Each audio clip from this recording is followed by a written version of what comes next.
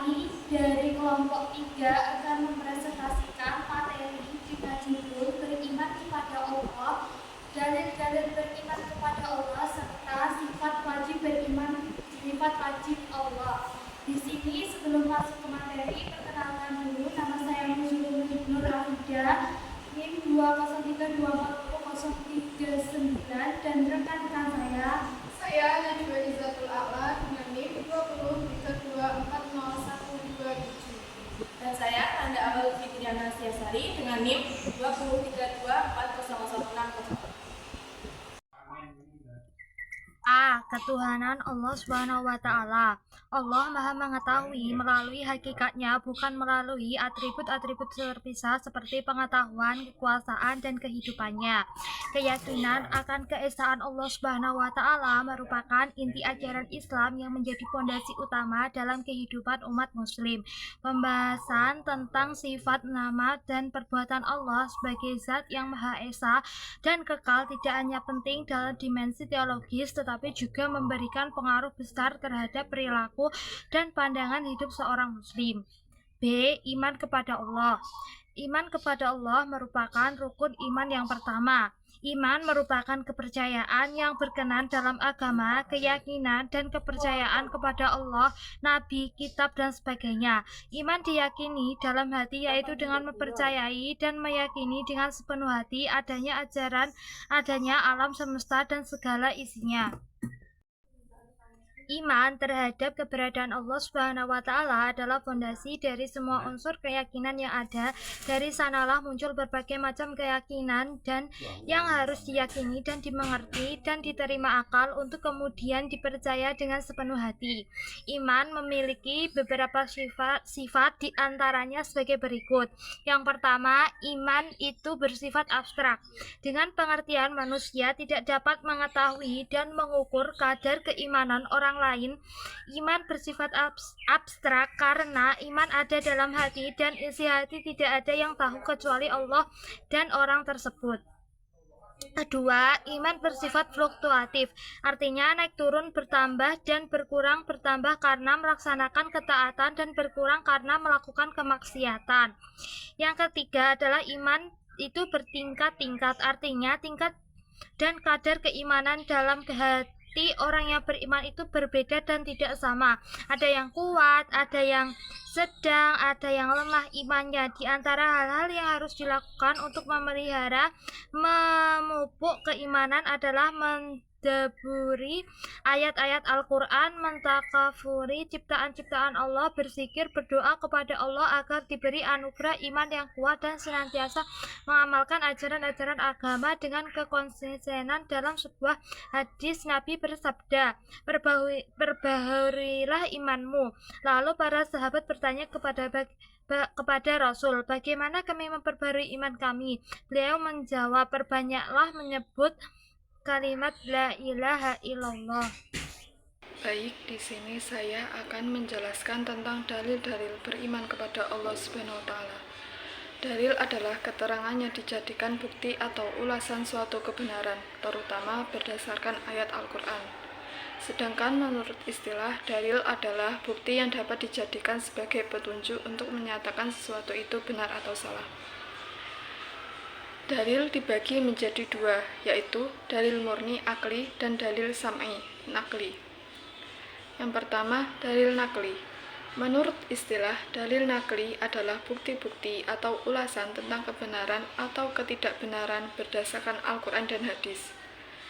Allah berfirman dalam Al-Quran surah Al-Mu'min ayat 67, "Huwallazi khalaqakum min turabin summa min nutfatin summa min 'alaqatin summa yukhrijukum tiflan summa litablughu ashuddakum summa litakunu syuyukha wa minkum man yutawaffa min qablu wa litablughu ajalan musamma wa la'alakum ta'qilun."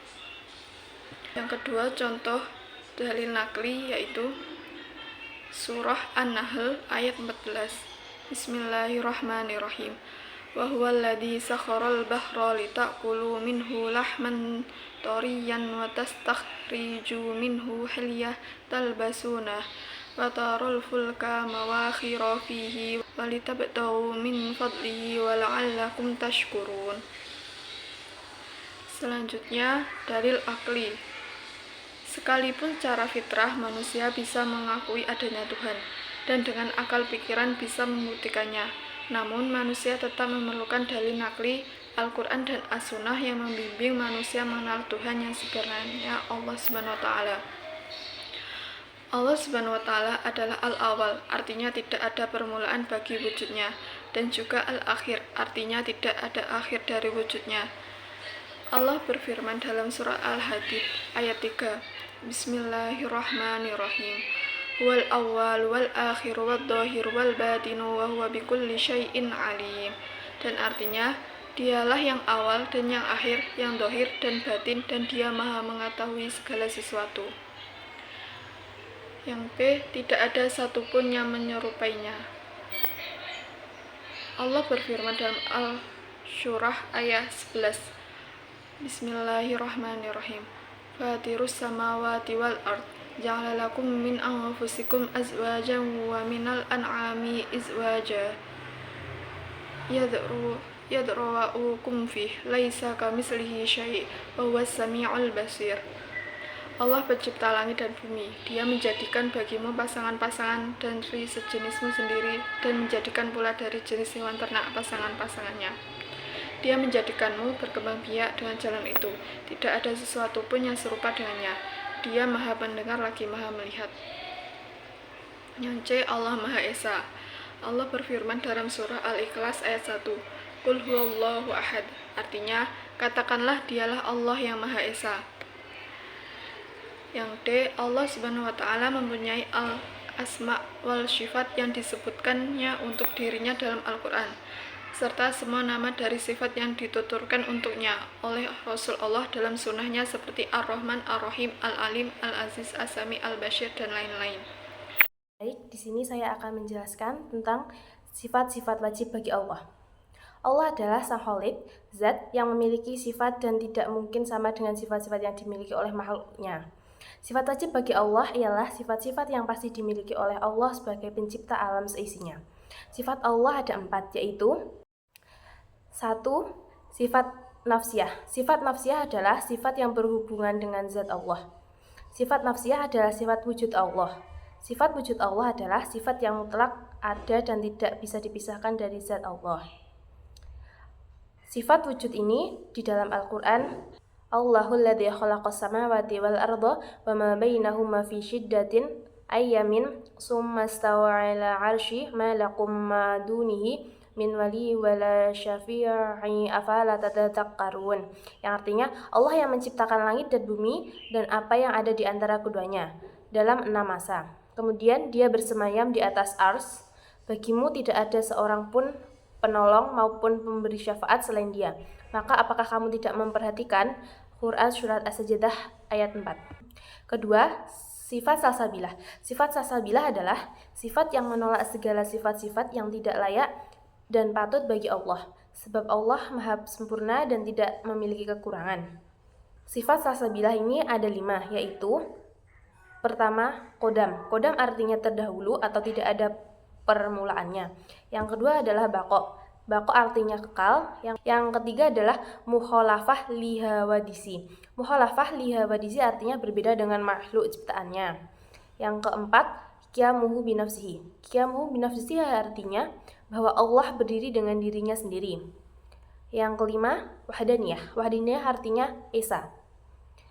Yang ketiga adalah sifat mani. Sifat mani artinya sifat-sifat abstrak yang wajib ada pada Allah. Sifat mani ada beberapa macam. Yang pertama adalah kodrat. Kodrat artinya kuasa. Yang kedua adalah irodat. Irodat artinya berkehendak. Yang ketiga adalah ilmu. Ilmu artinya mengetahui. 4. Hayat. Hayat artinya Allah Ta'ala itu yang menghidupkan alam ini, jadi disebut maha hidup. Yang kelima, sama. Sama artinya mendengar. Yang keenam, basor. Basor artinya Allah maha melihat. Yang ketujuh, kolam. Kolam artinya berbicara. Yang keempat, ada sifat ma'nawiyah. Sifat ma'nawiyah artinya kelaziman dari sifat ma'ani. Sifat ma'nawiyah tidak dapat berdiri sendiri, sebab setiap ada sifat ma'ani, tentu ada sifat ma'aniyah. Sifat-sifat ma'aniyah ada beberapa macam. Yang pertama adalah qadiron. Qadiron artinya yang berkuasa. Yang kedua ada muridan. Muridan artinya Allah Maha menghendaki. Yang ketiga adalah aliman. Aliman artinya mengetahui. Yang keempat ada hayan. Hayan artinya Allah Maha hidup. Yang kelima ada sami'an, artinya mendengar. Yang keenam adalah basiron. Basiron artinya melihat atau mengetahui atau mengawasi. Yang ketujuh mutakaliman. Mutakaliman artinya berbicara.